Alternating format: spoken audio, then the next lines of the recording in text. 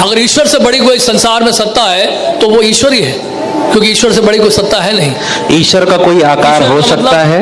हाँ जी, क्या ईश्वर का कोई आकार हो सकता है? देखिए, आप सबसे रिक्वेस्ट है जो इस प्रकार के प्रश्न पूछ रहे हैं वो भगवत गीता पढ़िए, श्रीमद् भगवत गीता यथारूप, उसमें सारे प्रश्नों का उत्तर आपको मिलेगा। गीता ज्यादा ऊपर है या वेद ज्यादा ऊपर है?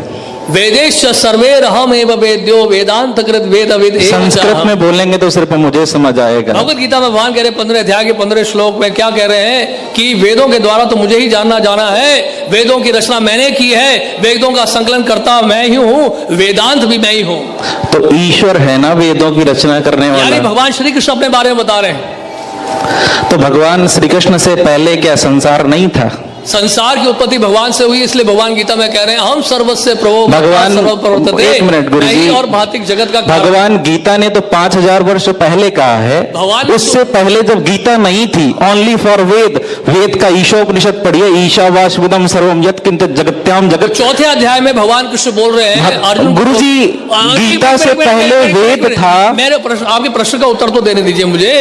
आप कह रहे हो कि भगवत गीता पहले 5000 साल पहले बोली गई, भगवान कृष्ण स्वयं गीता में बोल रहे हैं चौथे अध्याय में, इवम विश्वते योगम प्रोक्तवान हम अव्ययम, मैंने ये दिव्य ज्ञान सूर्य देव विश्वान को दिया 12 करोड़ साल पहले, 5000 साल पहले नहीं। आप बताइए, ये उनके अंदर भगवान कृष्ण ने सूर्य देव विश्वान को दिया, और सबसे पहले भगवान ने दिव्य ज्ञान सृष्टि की प्रारंभ में, जिसका उल्लेख श्रीमद् भागवत में मिलता है, ब्रह्मा जी को दिया। और बताइए, ऐसा नहीं है, ईश्वर ने सृष्टि के आदि काल में मात्र 4 ऋषियों को वेदों का ज्ञान दिया, और भगवान कृष्ण खुद वेद पढ़ करके गीता जैसा अमर ग्रंथ बोलने के काबिल हुए, ऐसा शास्त्र प्रमाण है। शास्त्र में कहीं भी इस प्रकार का वर्णन नहीं है। क्या भगवान दिखा दीजिए पहले। क्या भगवान नहीं, भगवान राममान नहीं थे, उन्होंने तो गीता का अध्ययन नहीं किया, गीता का अध्ययन नहीं किया। गीता का अध्ययन भगवान को करने की आवश्यकता नहीं है, क्योंकि वो भगवान है। गीता का अध्ययन आपको और मुझे करना होगा। क्यों? एक मिनट गुरुजी, भगवान का अर्थ क्या होता है? गीता का अध्ययन भगवान का अर्थ क्या होता है? मुझे करना है। भगवान का अर्थ क्या होता है? एक परिवार के लिए पति भगवान नहीं होता, उसी प्रकार से भग कल्याणार्थक धातु होती जिसके 6 अर्थ निकलते हैं। दर्जा दिया जाता है, सम्मान किया जाता है, इसका मतलब ये नहीं कि वो भगवान है। भाई, परिवार के लिए वो भगवान है। भगवान कृष्ण ने पूरे संसार के लिए कल्याण का काम किया, वो संसार के भगवान है। इसी प्रकार से आप देखिए, कोई कुल भगवान होते हैं, कोई गांव के भगवान का मतलब ये है कि आप संसार के अच्छे काम करने लगो, आप भगवान बन जाओगे। ईश्वर भगवान नहीं हो सकता, दोनों के बहुत बड़े अंतर है। मैं इसको व्याकरणिक अर्थ से निकाल सकता हूं। ईश्वर परमा कृष्ण सच्चिदानंद विग्रह अनादिरादिर गोविंदा सर्व कारण कारण। परम ईश्वर भगवान श्री कृष्ण है, सच्चिदानंद विग्रह है, सभी कारणों के कारण है, वो अनादि है, उनका कोई आदि नहीं है। ब्रह्मा जी कह रहे हैं ब्रह्म संहिता में, अगर भगवान कृष्ण खुद ईश्वर हैं तो उन्हें ईश्वर की आराधना करने की क्यों आवश्यकता पड़ी? जाना है, आपके बहुत सारे प्रश्न हैं, आप कभी समय लेकर हमारे पास आइएगा, क्योंकि बहुत सारे। मेरा एक ही प्रश्न और है, अगर भगवान कृष्ण खुद ईश्वर हैं तो उन्हें ईश्वर की आराधना करने की आवश्यकता क्यों पड़ी? भगवान कुछ भी कर सकते हैं। भगवान तो अर्जुन का रथ भी चला सकते हैं, भगवान शिव जी को जल भी चढ़ा सकते हैं, वो भगवान की इच्छा है, वो कुछ भी करें। हम क्यों उनको चुनौती दे रहे हैं? भगवान ने ऐसा क्यों किया? तो भगवान और ईश्वर में अंतर है। ईश्वर निराकार है तो उसका आकार हो ही नहीं सकता। वेद खुद कहता है ईशावास्मितम सर्वम यत्किंच जगत्याम तेन बुंदिता। ईश्वर और गीता खुद कहती है, भीष्म पितामह खुद कहते हैं ईशावास्यम इदम सर्वम यत्किंचित जगत्याम। जगत का मतलब ये है कि जो भी आप खुद देख रहे हैं, चेत हो अचेत हो, एनिमेट हो इनएनिमेट हो, its own and control by the supreme Lord. हाँ, तो वो परमात्मा सुप्रीम पावर है, और जो भी उसके भक्त हैं, वो भगवान कृष्ण हो, भगवान राम हो, जो भी हो, वो सिर्फ और सिर्फ भगवान है। उन्होंने सिर्फ ईश्वर के प्रति जाने के लिए आग्रह मात्र किया है। बुरा मत मानेगा, आप जो सिद्धांत बोल रहे हैं, दर्शन बोल रहे हैं, उसको मायावाद कहते हैं। वो तो और हमारे शास्त्रों में दर्शनकार्ती क्या है? मायावादी भाष्य सुने होए सर्वनाश। दर्शनकार्ती है, दर्शनेनिति दर्शनम, जो हमें दर्शन करा दे उसी को दर्शन कहते हैं। भगवत गीता में 12वें अध्याय में भगवान कह रहे हैं क्लेशो अधिक। मेरा एक ही क्वेश्चन है, क्या गीता से पहले जीवन नहीं था? जो निर्विषय निराकार ब्रह्म के ऊपर ध्यान लगाता है, ऐसा मार्ग बड़ा कठिनाइयों से बीतता है। क्या गीता से पहले जीवन नहीं था? गीता से पहले जीवन था जो भगवान के द्वारा निर्देशित था। तो अगर हम वो तो वेदों में निर्देशित था, हम गीता की तो जगह इसलिए वेदों भगवान को बोल ही- रहे हैं गीता में, वेदैश्वर सर्वैरहम् अहम् एव वेद्यो वेदांत कृत वेदवित् एव च अहम्। वेदों की रचना मैंने की है, वेदों का संकलन करता मैं हूं, वेदों के द्वारा मुझे जानना है, वेदांत मैं हूं। ईश्वर का न कभी जन्म होता है न कभी वो मरता है। भगवान कृष्ण का जन्म हुआ है इसलिए गर्भ भगवान से। गीता के 4वें अध्याय में कह रहे इस हैं कारण जन्म से कर्म वो च मे ईश्वर नहीं दिव्यम, हो सकते, महान पुरुष हो जन्म सकते कर्म हैं। च मे दिव्यम एवं यो वेति तत्वतः त्यक्त्वा देहम पुनर्जन्म नैति मामेति स अर्जुन। भगवान कहते हैं मेरा जन्म और मेरा कर्म दोनों ही दिव्य है। तो भगवान कृष्ण जी का तो जन्म हुआ है, हैं? भगवान कृष्ण का तो जन्म हुआ है। जन्म हुआ है, सूर्य देव प्रकट होते हैं, सूर्य देव अप्रकट होते हैं। सूर्य देव का कभी जन्म होता अनादिकाल देखा से आपने? है, सूर्य अनादिकाल से है। हाँ, तो इसी तरह से भगवान कृष्ण भी अनादिकाल से है। मेरा एक ही मानना है कि ईश्वर से बड़ी ना किसी भगवान की सत्ता है, ना कोई जो जन्म लिया है वो मरेगा। ये सार्वभौम सत्य है। इस कारण से भगवान कृष्ण ने भी जन्म लिया, वो भी महान पुरुष हुए, ईश्वर नहीं थे। उन्होंने संसार के कल्याण के लिए बहुत सी उपदेश दिए, या बाबा तुलसी ले लो, वाल्मीकि ले लो, व्यास जी ले लो, इसी प्रकार से वो भी थे। अगर हम उन्हें निराकार मानेंगे, निराकार का कोई आकार नहीं हो सकता, ईश्वर ही निराकार है, बाकी सब उसके भक्त हैं। तो ऐसे उसकी संसार में कौन सी व्यक्ति है जो निराकार से निकली हो? बताइए मुझे, क्या चीज? ऐसी कौन सी वस्तु है जो निराकार से निकली हो, जिसकी उत्पत्ति निराकार से हुई? बताइए बताइए।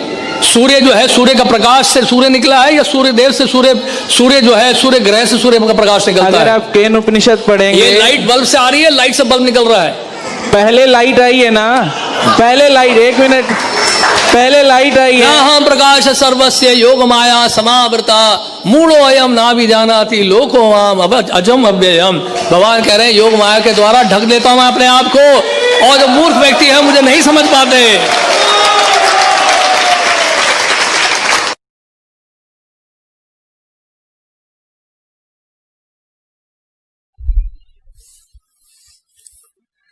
ऋग्वेद मंडल नंबर 9 सूक्त नंबर 86।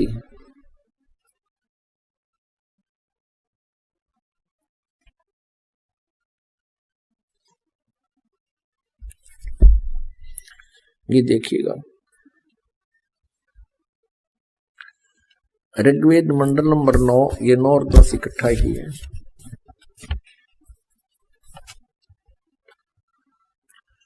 प्रकाशक है सार्वदेशिक आर्य प्रतिनिधि सभा, महर्षि दान भवन, रामलीला मैदान, नई दिल्ली। इनके फोन और फैक्स नंबर है। इन्होंने लिखा महर्षि दान सरस्वती कृत। मुद्रक है Prince offset printers, 1510 Pataudi house, Daryaganj, नई दिल्ली।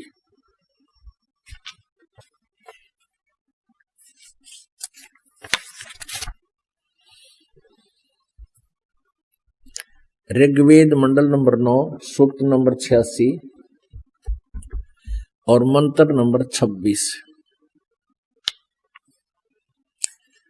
इसमें क्या लिखा है? इन्हीं का अनुवाद है।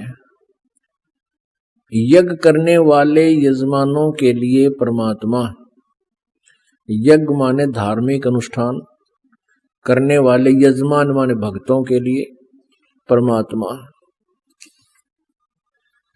सब रास्तों को सुगम करता हुआ उनके विघ्नों को मर्दन करता है, उनके संकटों का नाश करता है, उनको पवित्र करता हुआ और अपने रूप को, अब साकार परमात्मा के देखना ढेर सारे प्रमाण, अपने रूप को साकार हुआ भगवान, सरल करता हुआ यानी हल्के तेज पुंज का बनाता है, और वह कांति में परमात्मा। अब यहां इन्होंने कबीर को सर्वज्ञ लिख दिया है। यहां देखिए, यह है कबीर अतः अतो, कबीर अतो, ये कबीर, हम इसको वह बोलते हैं, वह को कबीर। इन्होंने इसको अपसर्ग लगा दिया, इसको हम रे लगा के हलंत भी लगा सकते हैं, अपसर्ग हटा करके, तो भी कोई व्याकरण त्रुटि नहीं।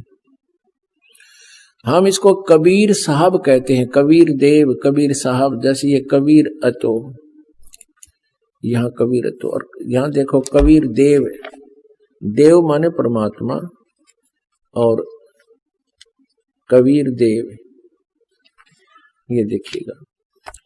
यह है ऋग्वेद मंडल नंबर 9 सूक्त नंबर 20 मंत्र नंबर 1 में ये स्पष्ट लिखा है कबीर देव। देव माने परमेश्वर और कबीर, हम कबीर देव कहने लगे, कबीर देव, कबीर साहब, हम वह को वह बोलते हैं। एक थोड़ा सा उदाहरण यहाँ देना पड़ेगा तब आसानी से हमारा समझ में आऊंगी। आपको दिखाते हैं अभी। अब आपको इन्हीं जो व्याकरण के जानने वाले माने जाते थे, संस्कृत के विद्वान समझे जाते थे, ये नकली महर्षि दानंद ने इन वेदों में भट्ठा बैठा रखा अनुवाद करने का। ये दानंद जी का अनुवाद नहीं है जो आपको दास दिखा रहा था, नहीं तो ये इसका भी नाश कर देता। ये नाम दानंद का इसलिए लिख रखा है कि इसके नाम तो ये व्याख्या करते हैं। ये 9वां और 10वां मंडल ऋग्वेद का दानंद जी का अनुवाद नहीं है। ये तो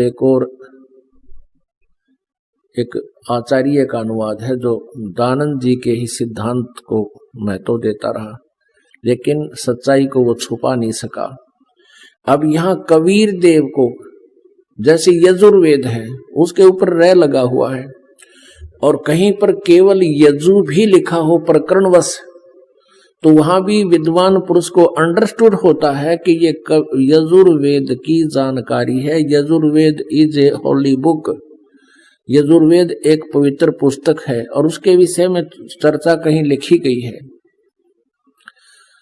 तो अंडरस्टूड होता है वहां यजु भी लिखा हो, यजुहु, यजु माने लगाकर 2 अपसर्ग लगा रखे हो, तो उसको अनुवाद करते समय लिखना पड़ेगा यजुर्वेद, जैसा कि स्वामी दानंद ने किया हुआ है। देखिएगा ये यजुर्वेद है, ये महर्षि दानंद का अपने करकमलों से इसका अनुवाद है। ये अनुवाद करता स्वामी दानंद है, राइटर नहीं है वेदों का। राइटर तो वेद व्यास जी है। प्रकाशक है सार्वदेशी कार्य प्रतिनिधि सभा 2/5 महर्षि दानंद भवन, रामलीला मैदान, नई दिल्ली। संपूर्ण 40 अध्याय महर्षि दानंद सरस्वती कृत। मुद्रक Prince offset printer 1510 Pataudi house Daryaganj नई दिल्ली से। अब देखिएगा इसके 36वें अध्याय में, ये है 36वां अध्याय, 37 अध्याय आरंभ। इसके प्रथम मंत्र में ही लिखा है रचम वाचम परपधे मनो यजु परपधे, ये यजु शब्द लिखा है, इसके 2 अपसर्ग लगा दी गई है। और यहां देखिएगा इनका अनुवाद किया महर्षि दानंद ने। ये यजु अपसर्ग लग के यजु लिखा हुआ है और इन्होंने फिर इसको अनुवाद करते समय यजुर्वेद लिखना पड़ा, ये बिल्कुल सही है। इसी प्रकार जहां केवल कवि लिखा हो, कबीर लिखा हो, तो उसका अनुवाद करना पड़ेगा कबीर देव, क्योंकि उस परमेश्वर के बारे में, उस कबीर परमेश्वर के बारे में, ये यजुर्वेद के बारे में जानकारी है, तो वो कबीर के बारे में, कबीर देव के बारे में जानकारी है। हम उसको कबीर साहब कहने लगे। इतनी सी बात है, इन वेदों को समझना ही आसान होगा। पुण्यात्माओं, हमारे लिए ये वेद पाठ हो रहे थे क्योंकि हमारे पूर्वज शिक्षित थे, ये संस्कृत भाषा में लिखे हुए थे। अब परमात्मा ने दया करी है कि हमारे को वो सूक्ष्म वेद का ज्ञान प्राप्त हो गया और दया करी परमात्मा ने एकादि पुण्यात्मा से इनका अनुवाद ठीक सा करवा दिया। ना तो दानंद ने तो यजुर्वेद उठा के देख लो, सिर में दर्द हो जाए से अनरस कर दिए अर्थों के, उसको पढ़ नहीं सकता आदमी। ना तीन वेदों का घर घर में प्रचार होता यदि इनका अनुवाद ठीक होता। अब फिर देखते हैं ऋग्वेद मंडल नंबर 9 सूक्त नंबर 86, आप पढ़ रहे हो मंत्र 26। यज्ञ करने वाले यजमानों के लिए परमात्मा, यानी साधना करने वाले साधकों के लिए, भक्तों के लिए परमात्मा सब रास्तों को सुगम करता हुआ उनके विघ्नों का मर्दन करता है, उनके संकटों का नाश कर देता है, उनको पवित्र करता हुआ अपने रूप को साकार हुआ भगवान, अपने रूप को सरल करता हुआ तेज पुंज अन्य दे धरकर इस विध हमको भेंटी, गरीबदास जी ने कहा है ब्रह्म वेदी में। वह कांति में परमात्मा सर्वज्ञ नहीं, यहां लिखना चाहिए था कबीर देव विद्युत के समान क्रीड़ा करता हुआ वर्णीय पुरुष को, श्रेष्ठ भक्त को, अच्छी आत्मा को, वरिष्ठ आत्मा को प्राप्त होता है, यानी साकार है, अपना उनका रूप लिखा है, उनका नाम लिखा है और वो उस अच्छी आत्मा को आकर मिलता है। अब ऋग्वेद मंडल नंबर 9 सूक्त नंबर 86 का ही मंत्र 27 देखिएगा। परमात्मा को प्राप्त होती है जो परमात्मा ध्रुवलोक के तीसरे पृष्ठ पर विराजमान है। ध्रुवलोक कहते हैं वो तेजों में सवर ज्योति सतलोक के तीसरे पृष्ठ पर, यानी सबसे ऊपर वाले स्थान पर परमात्मा कबीर देव जी विराजमान है। अब देखिएगा 82 का ऋग्वेद मंडल नंबर 9, अभी दिखाते हैं आप। ऋग्वेद मंडल नंबर 9 सूक्त नंबर 82 का मंत्र नंबर 1। इसमें कहा कि जो सर्वो उत्पादक प्रभु, यानी सबकी रचना करने वाला परमात्मा प्रकाश रूप, वैसे अरुष माने साकार होता है, प्रकाश रूप सद्गुणों की वृष्टि करने वाला, पापों का हरण करने वाला, वह राजा के समान, राजेव माने राजा के समान, इन्हीं के शब्दों में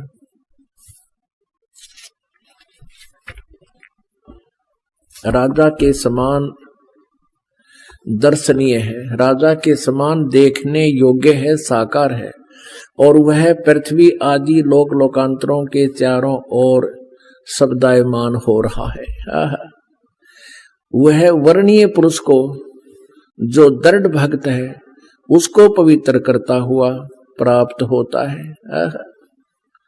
जिस प्रकार विद्युत सधे वाले स्थानों को आधार बनाकर प्राप्त होता है, कितना स्पष्ट कर दिया।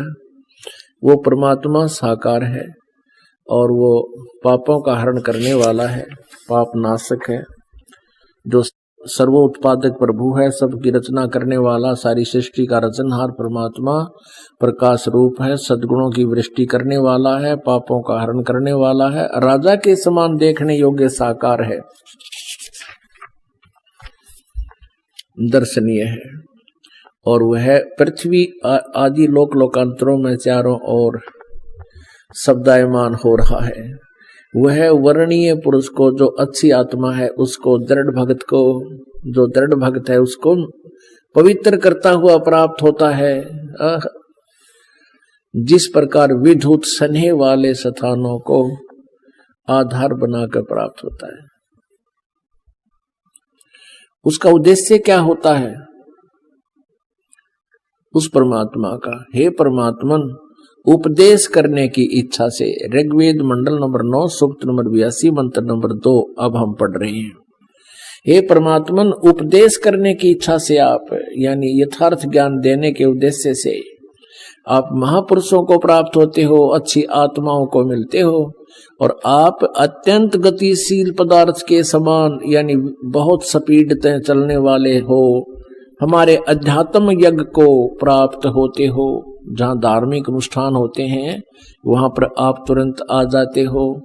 आप कबीर देव हैं। अब यहाँ स्पष्ट समझ लेना पुण्यात्माओं, इन्होंने कबीर का अर्थ सर्वज्ञ कर दिया।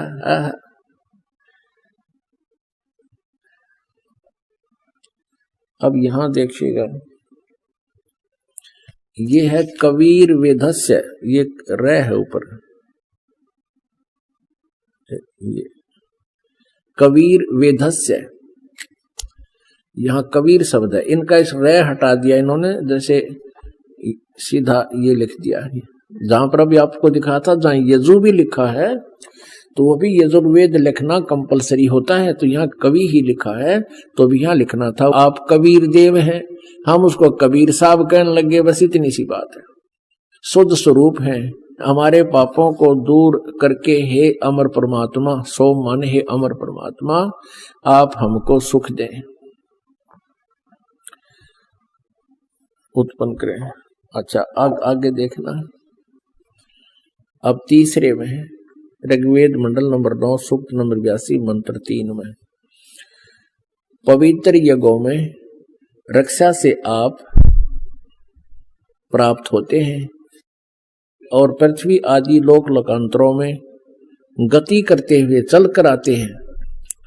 गति करते हुए सर्वव्यापक नहीं, आप हैं, आप स्वयं गतिशील होकर यानी चलकर विराजमान होते हैं। आप कैसे हैं? सबके तर्पक हैं, सबके रक्षक हैं, बड़े बड़े गतिशील पदार्थ के नियंता हैं, पृथ्वी आदि लोक लोकांतरों के केंद्र होकर सब पदार्थों में रक्षा उत्पन्न करते। ये यहाँ विचल गए, यहाँ कोई और अर्थ बनेगा, लेकिन हम अपने उसको समझें कि वो परमात्मा स्वयं गतिशील होकर चलकर आता है और भक्तों को प्राप्त होते हैं, स्वयं लोक लोकांतरों में वहां से चलकर आते हैं। अब पुण्यात्माओं, वेदों में कितनी बार लिखा है कि वो परमात्मा साकार है और फिर भी हम अभी तक इसको निराकार कहते रहे। ये दोष पुण्यात्माओं का नहीं है, उन गुरुओं की नालायकी है जो इन सदग्रंथों को समझ नहीं सके। अब देखिएगा ऋग्वेद मंडल नंबर 9 सूक्त नंबर 20 का मंत्र नंबर 1, ऋग्वेद मंडल नंबर 9